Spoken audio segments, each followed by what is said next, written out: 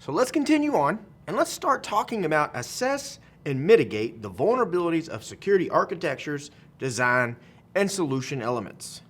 So we're going to talk about client-based, server-based stuff, database security, large-scale parallel data systems, sounds fun, distributed systems, and some cryptographic systems as well there on the back end. Not a full-blown thing on cryptography, so that's coming, but we're going to talk about some of the systems we can use.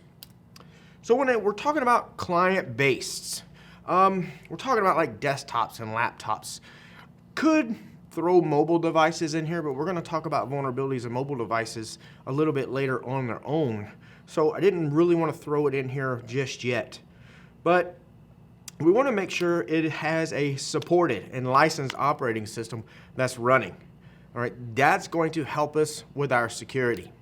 We want to make sure it's updated all the time. Patch management. We have to make sure that these operating systems, or these client-based devices, I should say, are updated all the time.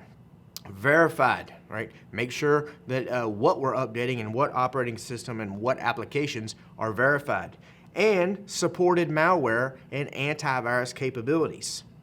Make sure all those are installed, updated, verified, those applications I was talking about. Get your antivirus, the latest and greatest. If you have to pay for one, go pay for one. They have some free ones out there that are pretty decent. If you're in an enterprise type system, more than likely you'll have some type of site license, and that site license will allow you to have antivirus solutions throughout your enterprise. So you could install it on individual systems, and there as many as you need. And not only just your desktops and your laptops, but you could do some of those mobile devices as well. And like I said, we're going to talk about that a little later, but I keep mentioning it because they're client-based too. We're talking about things on this end of the client-server relationship right now. Something else recommended, a host-based intrusion detection system. We want to get that installed. We can have intrusion detection systems, intrusion prevention systems on our network, on the perimeters, right? Guarding the whole infrastructure or trying to protect the whole infrastructure. But remember that term that we keep talking about over and over and over, the layers of security? Right, the defense in depth.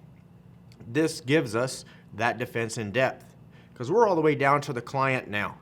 We don't have many more layers between us and the actual data that an attacker is trying to get to. So we want to have multiple layers again. So now we're going to have host-based intrusion detection. You might see it called a HIDS or a HIPS, H-I-D-S and H-I-P-S. Now, we could say the whole drive or sensitive information on the drive is encrypted. We could have strong encryption on our hard drive. Now, you don't have to encrypt the whole entire hard drive. You can just do, like we mentioned, just sensitive data, just certain areas on the drive. You might not want to encrypt the whole drive. That's going to increase your boot time and your access times and things like that. May not be very noticeable to you, but it's there. You will have to put in more credentials when you log in if the operating system is encrypted as well. So there are some pros and cons. You may want to just have a hard drive for your operating systems and applications, and then have a separate drive, physical drive, if you wanted it that way, for your data. So now what you do is encrypt that data drive and leave your applications and operating system alone. So all that data that you're storing now could be encrypted. And we know that encryption gives us that what when it comes to the CIA triad? Confidentiality, right? Because it gives us that privacy, that sense of security that we have that nobody else can see our data. It's private data. Whenever it's possible, make sure that the client operates on a limited account. It doesn't have administrative privileges. We had a term for that, least privilege, right? Only have as many privileges as you need to get the job done. And in enterprises, we do a pretty good job at this, right? We have it where employees may have certain rights to do whatever it is they need to do, but they shouldn't have administrative privileges. Now, if they do, that opens up a vulnerability for you. Let's say your employees in your organization, they all have administrative rights. And me, as a malicious user, I craft an email and send them an email. Hey, click on this link, check out the latest newsletter for the company. And I'll put your logo on there, I make it look real nice. And they click on it to see the latest newsletter. But now they just downloaded a Trojan. Well, that Trojan, or virus, let's say, or worm, whatever I put on there, now has administrative privileges because they opened it as an administrator. So that authorization could get passed on. Get away from the doom and gloom of that, and let's say they just make a mistake. With administrative privileges, they can make some pretty bad mistakes. They could change system files, delete system files, do things to the registry if they got nosy and started poking around. They could install and uninstall applications, maybe taking you out of your licensing agreements.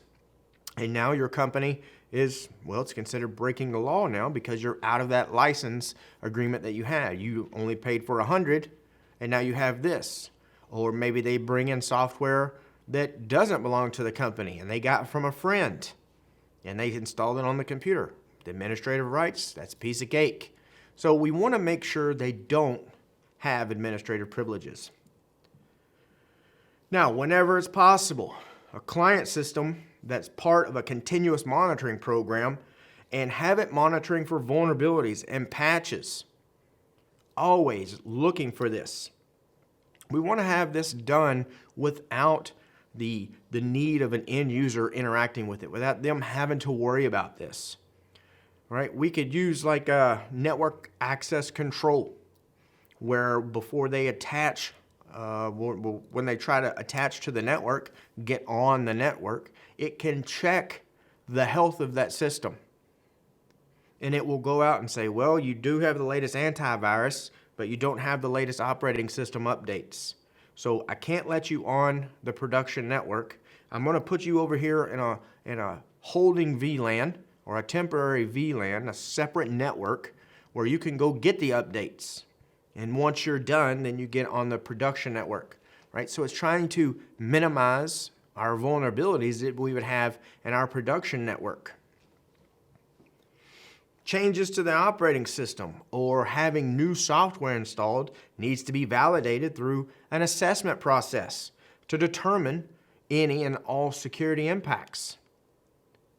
So anytime something is going to be installed, we need to make sure we go through that assessment process. And we've done this before. I've done this in past jobs where we get some new software and I may have an exact replica of computer systems that we have in the organization.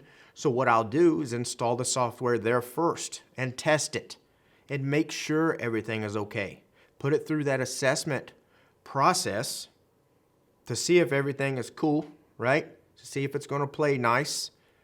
And then once I'm satisfied, then we can push it out. And if it's a site license, again, we can push it out to everybody or the ones that need that program.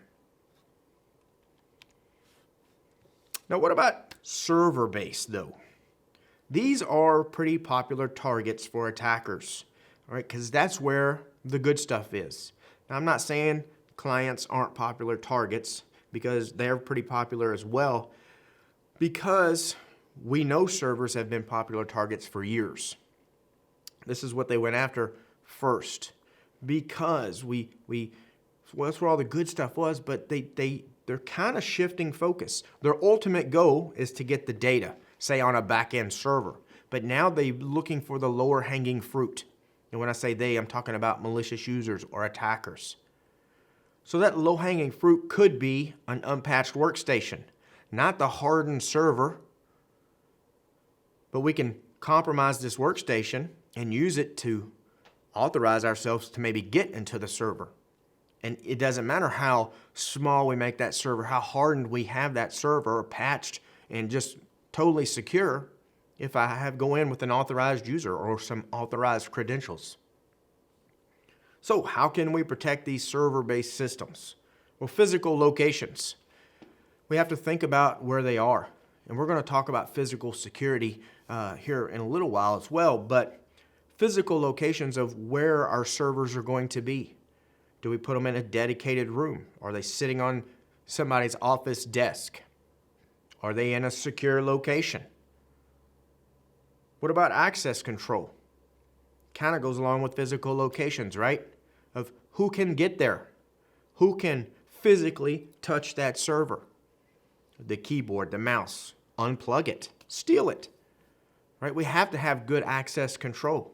Maybe have key swipes, card swipes to get in to the data center or the server room if you don't have a full-blown data center. So we have to be able to monitor and audit and hold people accountable for access control. Patch management, huge one, just like with the client-based systems we talked about, right? We want to make sure that we're patching our servers as well. We have to have patch management though, because we don't want to pull down the latest patch and go ahead and blow it out there. We need to test it, put it in some type of production environment first before we move forward. If it doesn't work, if something conflicts with that patch, third-party software, something we have on there, whatever it is, it may bring down the server. Now that could be a huge problem because now the server's down, which seems like a big problem in itself, but now we're not servicing our customers. We're breaking SLAs, we're breaking contracts with our availability agreements. We're not making any money.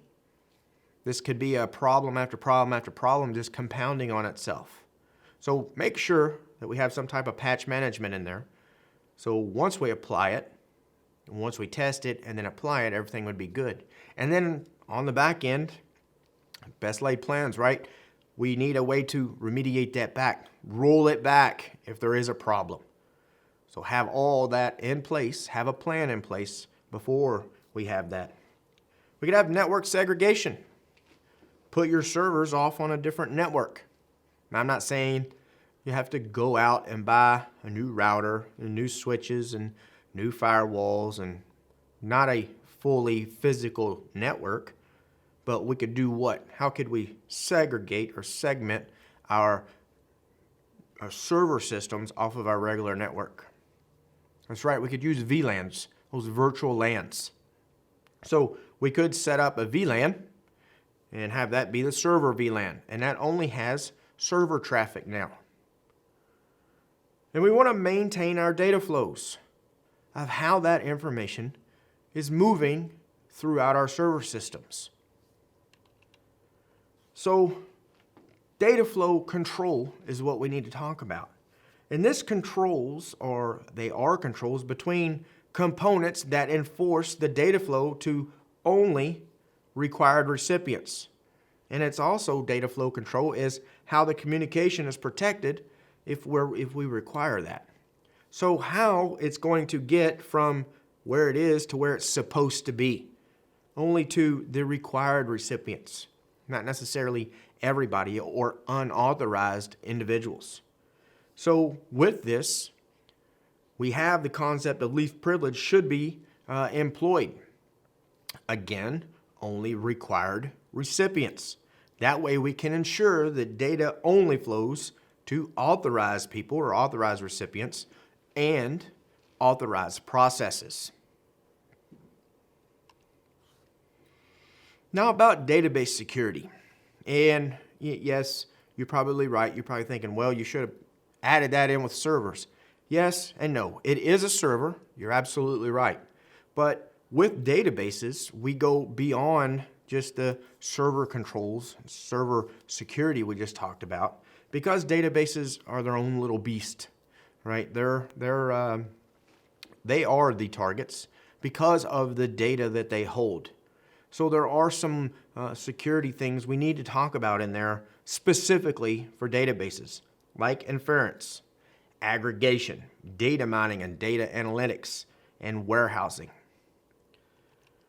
So if you get into a database server, all right, or if you're a DBA, or if you want to know what a DBA does, I'd go spend a day with them. But inference is the ability to deduce, right? You're inferring, right? You're figuring it out. Sensitive or restricted information from observing available information of what's just out there. You may not be getting the sensitive data necessarily, but you're smart enough, you have maybe detective-like abilities where you can infer or deduce, say, well, they have this and they have this, so they probably have that. So users may be able to determine unauthorized information from what information they can access, and they probably don't ever need to directly access the authorized data. So let's just say, trying to think of an example off the top of my head real quick, but not that this is super sensitive, but what if somebody, you didn't know if somebody had vision problems? Well, if you saw glasses on their desk, you could probably deduce that they have a vision problem. They wear glasses, so they may have a vision problem. You don't know if they're nearsighted or farsighted or know much about it, but you have a piece of that puzzle, right? What if, okay, thinking about their desk still, what if you walk by and you saw a medicine bottle on the desk? Well, if you saw the type of medicine it is, and you knew what it was, or you could obviously go look it up, now you may know, well, this is used to treat whatever. And now you can deduce that they possibly have this illness or disease or whatever just by that piece of the puzzle. You didn't talk directly to them. You didn't get their medical chart or go to the doctor with them. But again, you're figuring it out.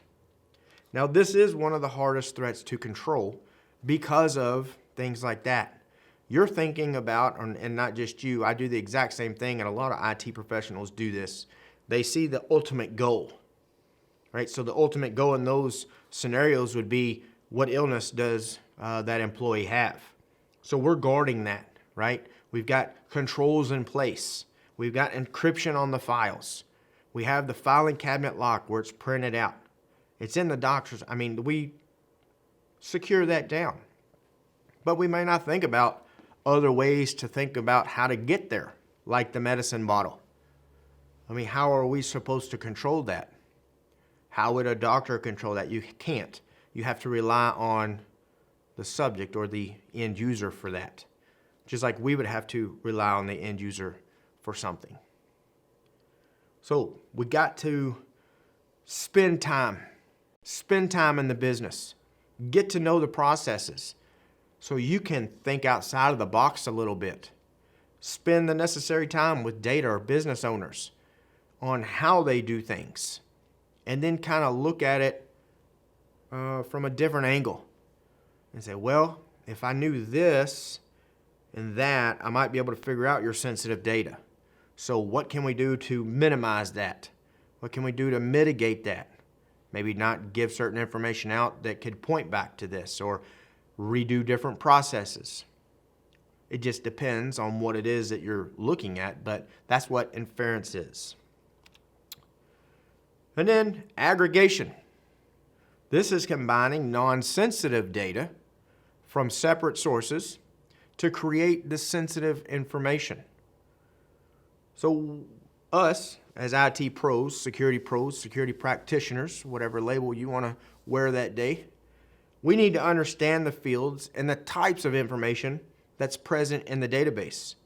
We have to be able to get in there, like I said, spend time with the DBA. I wasn't really being all that funny about it, but we need to know what's in the database so we can help them secure that down. We also need to understand the possible combinations of the information, including the combinations which may result in escalation of sensitivity. So that way, again, we need to spend time there. We need to have hands-on data, if that's allowed, by the way. And step back. Again, look at it from a different angle and see literally see if we can deduce and figure out what's going on. Maybe say, well, I can put that and that together. I can aggregate this information. And that may be a problem. And then warehousing. Warehousing is a huge thing nowadays, right? This is a repository for information that's collected from a variety of data sources. So it is a huge, I don't want to call it a warehouse because that's what we're calling it, warehousing, but it could be a huge facility, literally, physically a huge facility with racks and racks and racks of servers. And they're storing data. Tons and tons of data. Now, this data that's stored is not used for necessarily operational tasks. We're not using it for customer service. The sales department is not getting in there and using that particular data for, trying to make sales or target advertisements or anything. This is for analytical purposes. So the data warehouse combines all of the data from various databases into one large container. So it looks physically, there's lots, but it looks like one big container of data. Got a big 55-gallon drum of data, right? That's warehousing. And that data comes from everywhere. Logs, web browsing history, purchasing history, right? When you scan your credit card, you go buy something at the department store and you scan it. That data is being saved. When you bought it, what you bought, what store you bought it from, what location, like city and state, your name or some type of identification is going to be tied to you.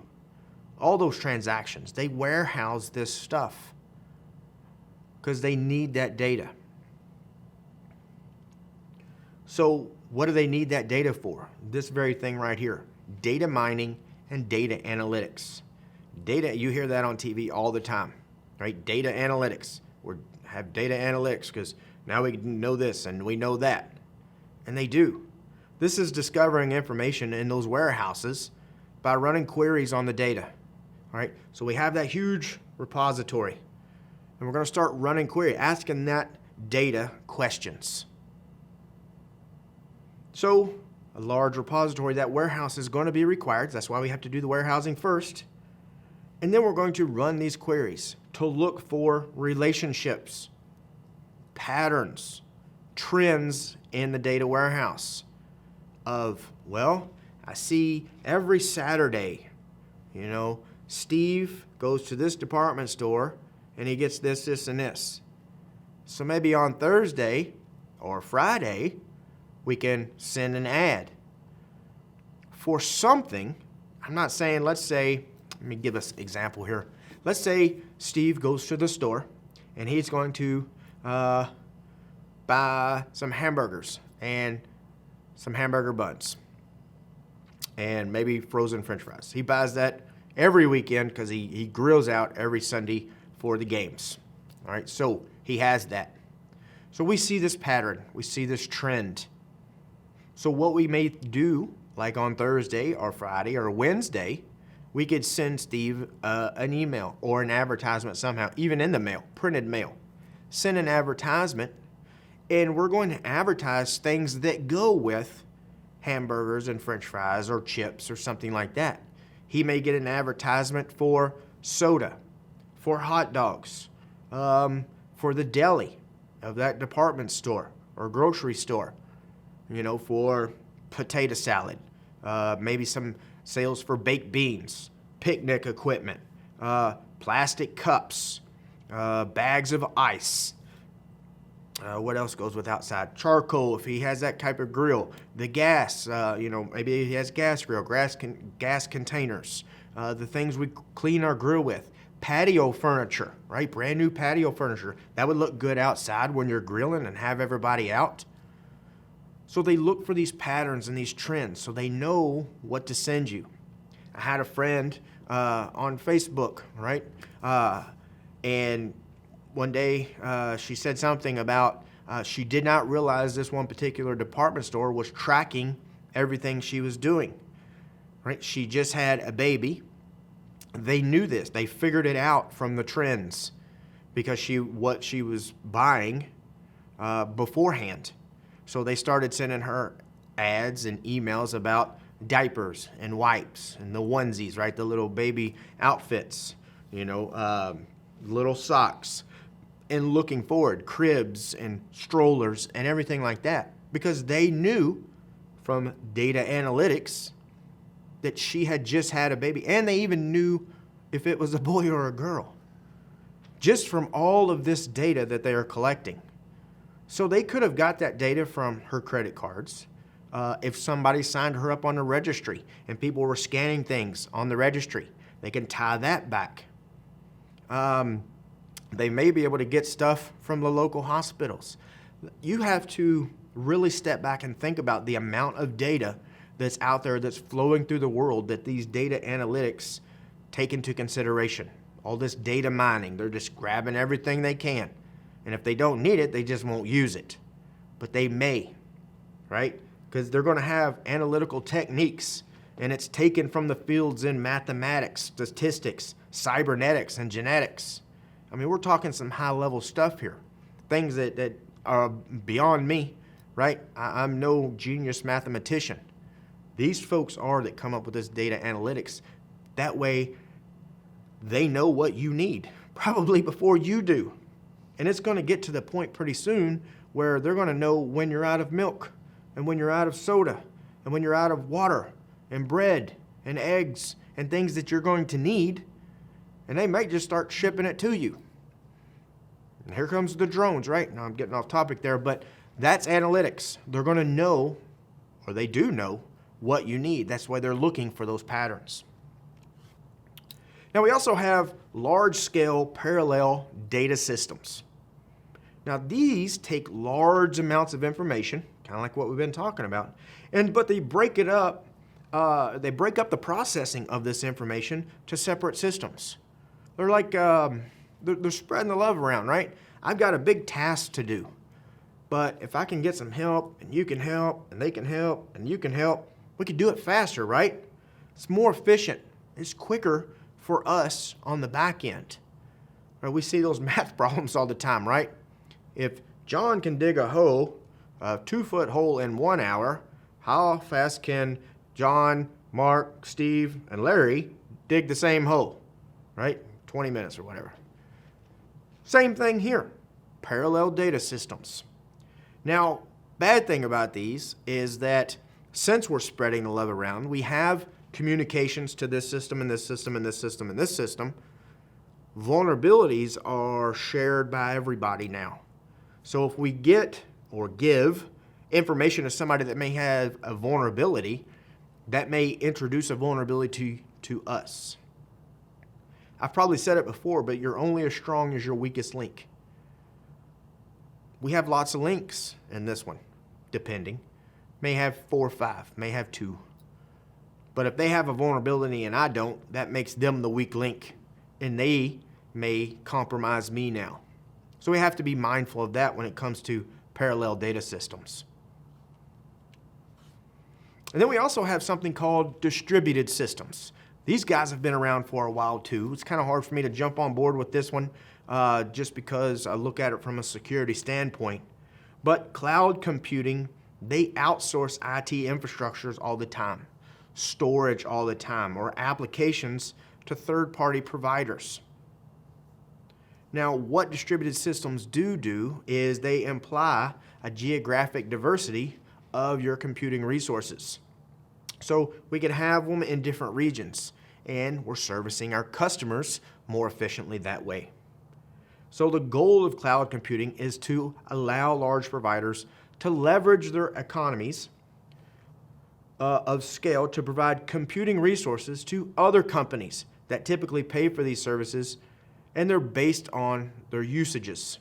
So that's how cloud providers or cloud computing, that's how they make their money, is through these distributed systems that are out there on the internet or the global web for us.